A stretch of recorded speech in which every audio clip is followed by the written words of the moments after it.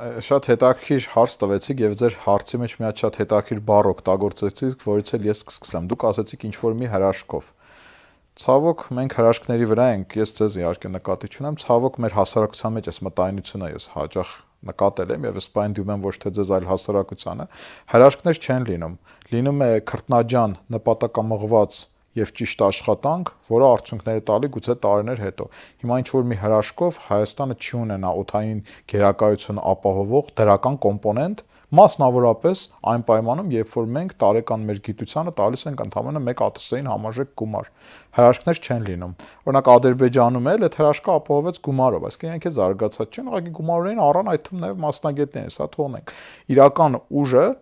դա հրաշքի վրա հույս չդրած, նպատակամղված, այդ ձեր ասածով, գիտության վրա փող դնելով, նպատակամղված աշխատանքն է, որը եթե նույնիսկ սկսի, օրինակ, X կառավարությունը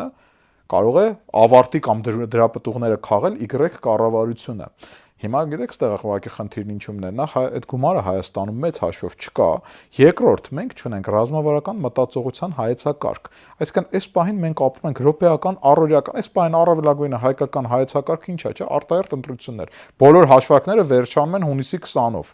2021 թվականի հունիսի 20-ով են բոլոր հաշվարկները վերջանում, այն դեպքում, որ այսօր 2021 թվականի ապրիլի 9-ն է,